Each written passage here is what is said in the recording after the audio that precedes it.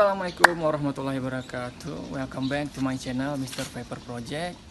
Kali ini guys kita akan unboxing dan review ya. Dari kali ini agak berbeda. Biasanya kita unboxing dan review Gundam dan action figure.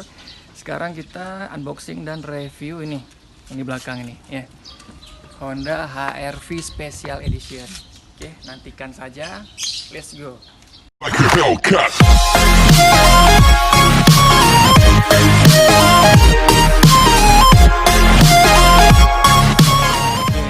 Ini untuk pengaturan lampu ya. Ya, untuk bagian tengah ini untuk fog lamp. Dia akan berfungsi di mode lampu senja ya. Lampu senja jadi hanya sebatas cukup satu kali untuk menyalakan fog lamp dan lampu senjanya. Sementara yang kedua itu untuk menyalakan lampu besar. Untuk pengaturannya sama karena ini mobil Jepang. Ke bawah dia untuk lampu jauh. Maaf. Ke bawah lampu jauh, sementara yang di atas ini lampu yang standar yang biasa dilakukan. Untuk sennya sama, kanan dan kirinya sama. Karena untuk yang ke atas itu sen yang sebelah kiri dan ke bawah untuk sen yang bagian sebelah kanan. Kita cek ya untuk bagian lampu depan. Oke, silakan gitu. Kita cek. Siap. Lampu depan. Jauh. Ya, sip. Oke. Sip. Sen kanan. Oke, sip. Sen kiri. Oke, aman. Ya, sip. Terakhir klakson. Ya. Sip. Lanjut ke bagian belakang. Bagian belakang. Lampu senja. Ya. Oke. Lampu sen kanan. Oke. Lampu sen kiri. Sip. Lampu mundur. Oke. Lampu rem. Sip. Sama yang terakhir lampu Pemundur ya. Oke. Sip. Sip. Dah beres, tinggal test drive aja ya. langsung kita tes. Oke. Ini kita test drive Pak ya. Iya, tes. Seperti D ya. Itu. Sip ya. Ini buat turunin dulu rem tangannya. Turun rem Oh, masih ada rem tangannya itu ya. Iya, tuh. Turun rem tangan yang bagian depan. Ditekannya bagian depan. Bagian depan. Oh, siap. Terus kita coba aktifin mode brake hold. Brake hold. Itu sistem penarikan sama penurunan rem tangan secara otomatis. Oke, boleh bisa dilepas remnya. Boleh ditahan. Sudah aktif. Boleh sekarang kita coba maju. Siap. Ya. Coba maju ya.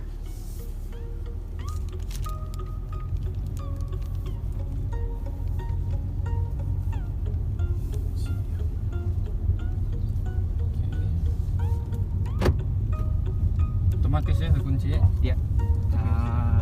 Dia ngunci otomatis di kecepatan kurang lebih 20 km per jam baru otomatis kunci sendiri. Untuk sistem perpindahannya sendiri ada dua. Ada mode drive. Itu untuk berkendara di jalan-jalan datar. Sama mode sport. Jadi untuk akselerasi yang memang lebih responsif, dia lainnya sih mode sport. Sama ngaktifin mode manualnya. Itu mode sport.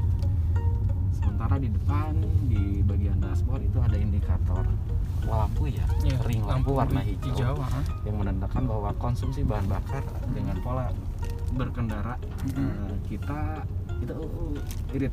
Oh, irit. Siap. Kalau 10 itu sudah profesional ya. Oh, gitu.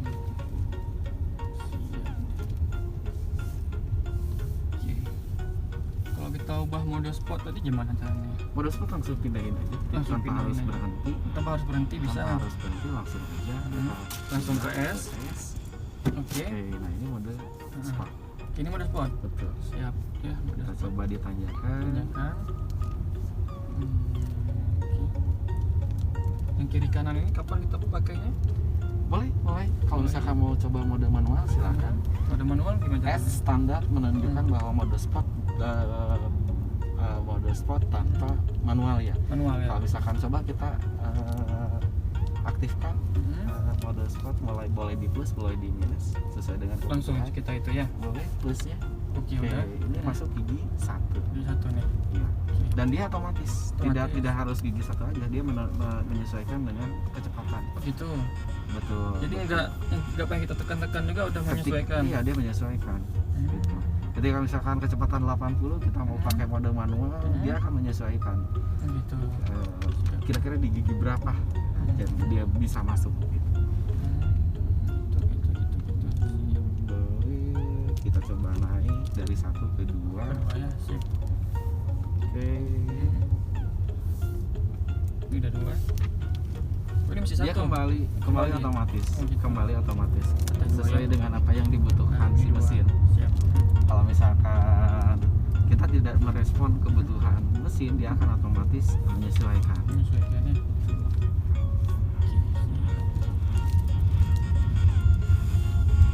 Berarti mode sport kalau di jalan tol pakai yang otomatis juga bisa ya? Pakai otomatis juga bisa. Pakai manual. Tapi kalau buat jalan tol, buat jalan tanjakan sama turunan lebih disarankan sih mode sport ya. Mode sport ya. Tapi kalau misalkan untuk jalan-jalan datar, santai, lebih disaranin sih mode drive. Untuk konsumsi bahan bakarnya juga lebih hemat. Lebih hemat ya. Siap.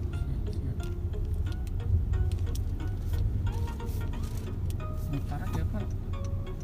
Kirain kita mau nyebrang. Ntar aja. Di test drive. Oke, siap. Balikin lagi ke manual. Ke manual ke otomatis. Misalkan mau balik lagi ke otomatis, Hmm. itu bisa langsung kita pindah ke drive. Ke dulu. Jaya baru balik lagi Itu ke balik lagi ke sport ya. mode sport. Oh gitu, siap. Berarti kalau jalan-jalan santai, mau di komplek atau di kota pakai D aja ya? Ide aja. D aja ya. Lebih smooth ya, lebih smooth, ya. Nyaman nih gitu ya. nyaman. Siap.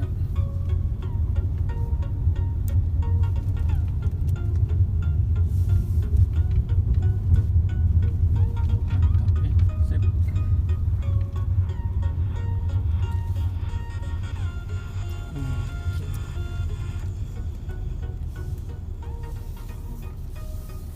Kalau mundur berarti nampak ini di ini ya. Betul.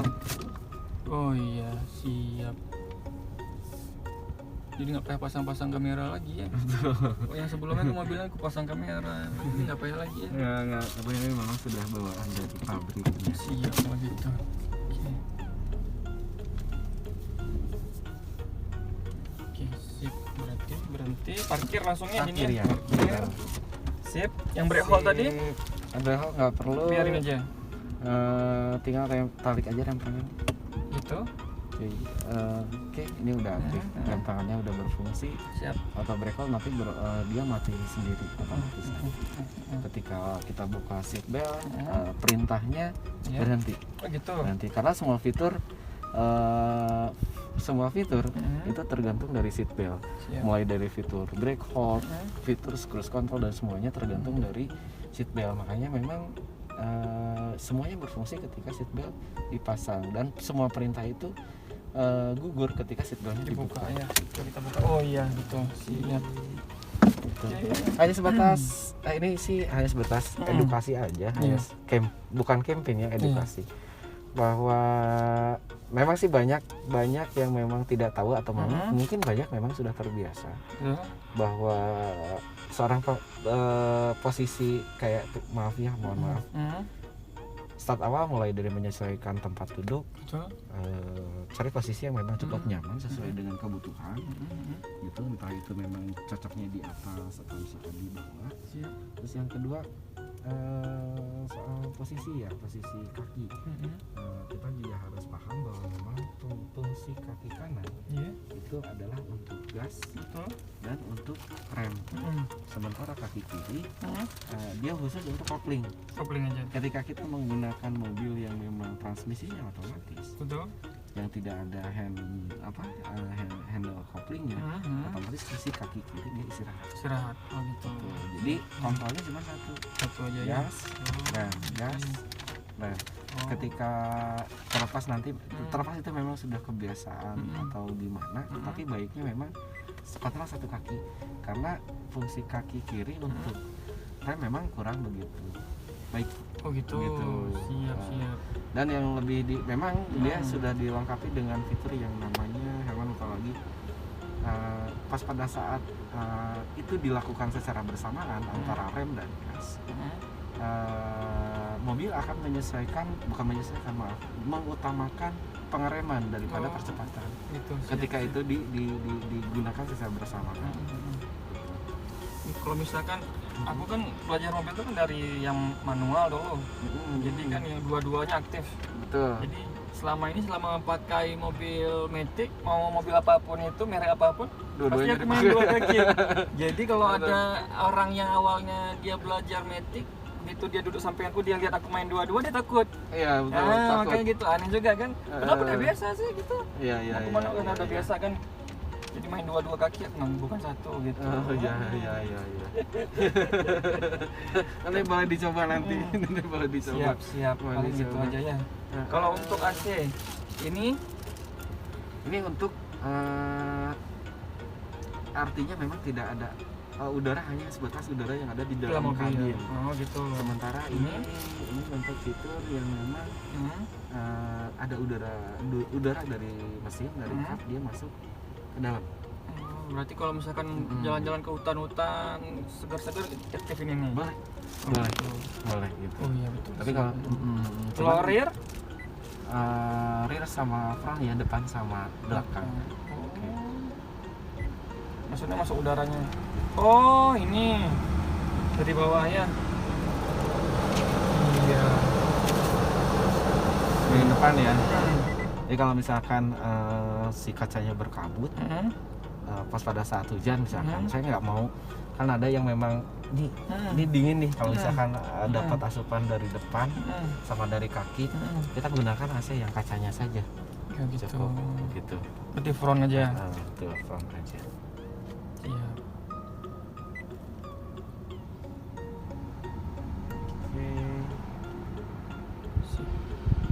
Sementara ini untuk arah ini ya, arah angin. Ini untuk arah kepala dan kaki. Ini untuk arah kakinya saja. Dan kembali ini plus kaca depan. Ini arah kepala saja. Ya. Siap. Kalau blower sih lebih ke kebutuhan ya. Ya, memang nyamannya misalkan ketika yang berkendara cuma satu sama dua orang, cukup satu, levelnya cukup satu juga bukan. Iya, itu sesuai kebutuhan sih. Sama pengaturan suhu juga sama sesuai kebutuhan. Betul. Ya, sip. Itu aja. Sementara ada yang ditanyakan? Oke, ini udah beres semua. Kalau cruise tadi ya otomatis maksudnya kan? Enggak, kalau untuk mode cruise control itu sama. Yang pertama yang dilakukan ketika mode ini diaktifkan, yaitu set belnya terpasang. Herman sih lebih saranin ke jalan-jalan yang memang kosong, tol ya. Seperti jalan tol ya. Yang pertama itu mode cruise controlnya diaktifkan, dia tidak. Ini menandakan bahwa cruise-nya dia sudah standby. Kalau misalkan mau aktivasi, dia tinggal tekan setting. Setting. Tapi sesuai dengan kecepatan yang kita butuhkan. Begitu. Dan dia akan bekerja di minimal kecepatan 60 km per jam. Ketika misalkan kita mau setting di 80, kita capai dulu kecepatan 80-nya baru di set. Ya artinya dia akan konstan berjalan 80 km per jam. Oh, betul. Stabil gitu ya. Si gas boleh kita lepaskan, si pedal kita lepaskan. Siap. Jadi kaki keduanya memang dia istirahat. Main aja ya. Betul. Kalau misalkan mau nambah sama mengurangi kecepatan juga sama, bisa ada pengaturan plus sama minus. Plus menandakan untuk pertambahan kecepatan. Sementara yang minusnya juga sama, cuman minimalnya dia bekerja di angka 60 km per jam. Terus untuk menonaktifkannya itu cukup mudah. mulai dari kontrol cancel yang ada di setir, terus yang kedua kedua rem, yang ketiga gas.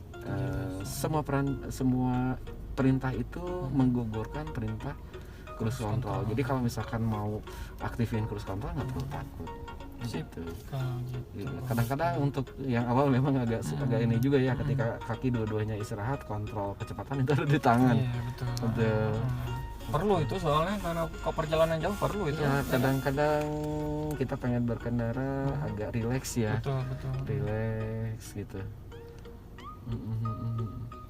Terus untuk konvoy juga itu penting juga sih, untuk mengatur jarak dengan kendaraan yang di depan sama yang di belakang. Siap kalau gitu, mantap. Kalau untuk airbagnya di mana aja? Untuk airbagnya ini dual airbag. Dual airbag pertama ada di sini. Untuk pengemudi dia ada di setir satu, dan sementara untuk penumpang depan sebelah kiri ada di samping dashboard sebelah kiri gitu. Berarti dua ya. Betul. Sementara ada yang ditanyakan lagi untuk power outlet ada di bagian bawah ya. Power outlet ada di bagian bawah buat ngecas. Siap. Sementara buat taruh handphone juga cukup nyaman di sini. Kalau yang fitur yang di bawah ini biar jalannya stabil ya. Itu vehicle stability assist. Dia adalah asisten untuk menjaga mobil supaya tidak oversteer ketika melibas tikungan gitu. Betul. Lebih ke asistensi. Iya, betul. Ada fitur. Wajibnya kita hidupin aja biar aman. Wajibnya hidupin aja. Ya. Memang dia juga bekerja di kecepatan kurang lebih di angka 60 dia baru bekerja ya. Sesuai dengan apa yang dibutuhkan oleh kendaraan. Ketika memang kita terlalu ini nih berkendara terlalu over ya, ketika melintasi tanjakan dia akan aktif.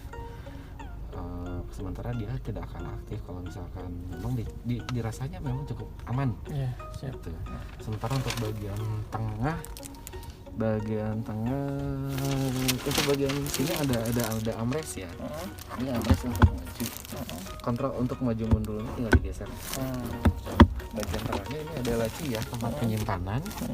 Ini ada tempat penyimpanan juga, bisa buat penyimpanan mungkin kartu atau mungkin handphone ya. Sementara untuk bagian tengah ini bisa buat botol juga sama, bisa buat simpen handphone juga sama bisa gitu.